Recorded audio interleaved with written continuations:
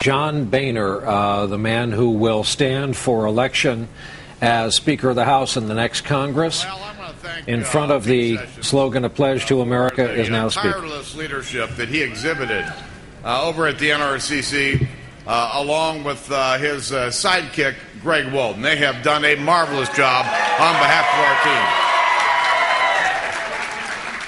And I want to thank all of our candidates, our supporters, our volunteers who've worked so hard to make this moment possible.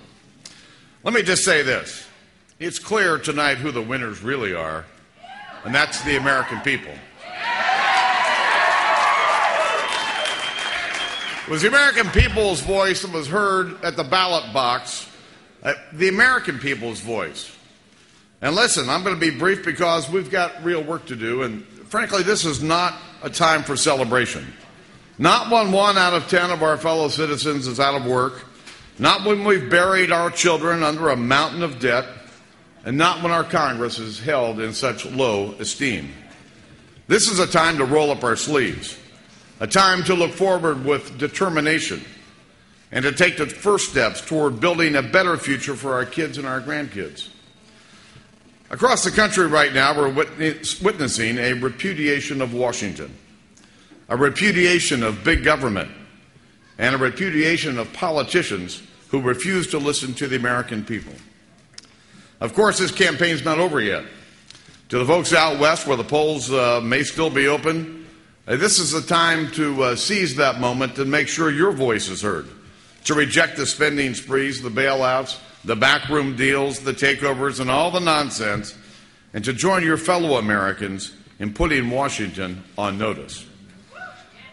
Because for far too long, Washington's been doing what's best for Washington, not what's best for the American people. And tonight, that begins to change.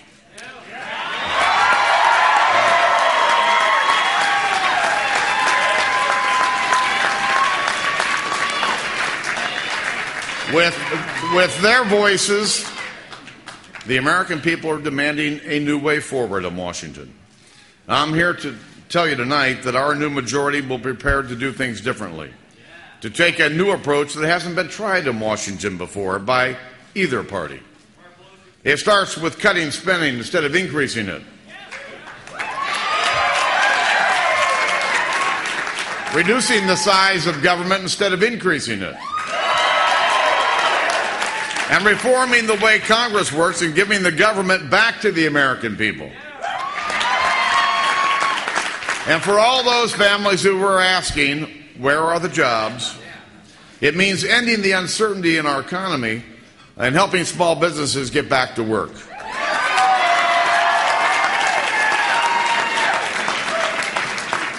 The people's priorities will be our priorities. And the people's agenda will be our agenda. This is our pledge to America, and this is our pledge to you. While our new majority will serve as your voice in the people's house, we must remember it's the president who sets the agenda for our government.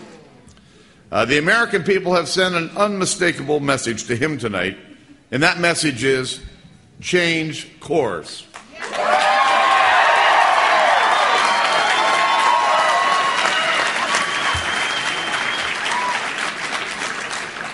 We hope President Obama will now respect the will of the people, change course, and to commit to making changes that they are demanding.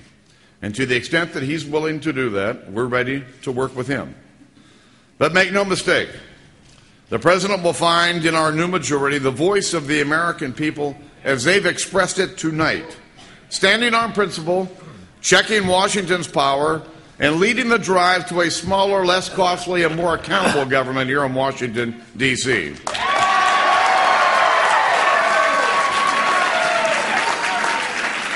These are the principles our new majority will stand for. And we hope that, Mr. President, you'll stand with us in the hard work that lies ahead. Because we are humbled by the trust that the American people have placed in us, and we recognize that with this trust comes the responsibility to listen, and listen we will. Let's start right now by recognizing that this is not a time for celebration. It's a time to roll up our sleeves and go to work. We can celebrate when small businesses begin hiring again. We can celebrate when the spending binge here in Washington has stopped. And we can celebrate when we have a government that has earned the trust of the people that it serves. When we have a government that honors the Constitution and stands up for the values that have made America, America. Things like economic freedom, individual liberty, and personal responsibility.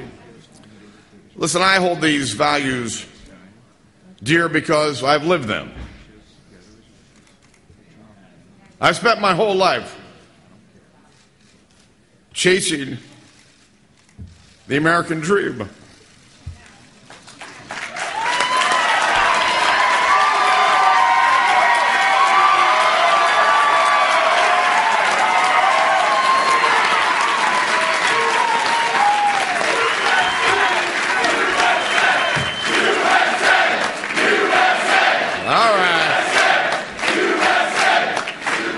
Listen, I let a lot of you know I started out mopping floors, waiting tables, and tending bar at my dad's tavern.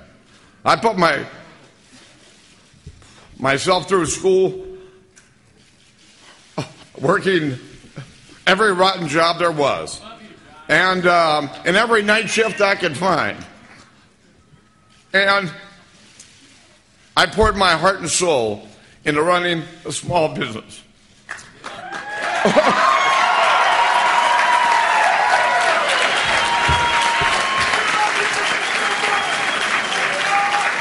And when I saw how out of touch Washington had become with the core values of this great nation, I put my name forward and ran for office.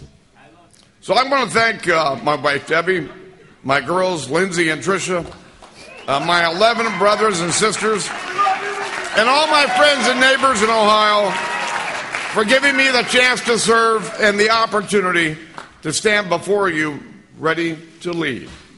Thank all of you. God bless you, and God bless our great country.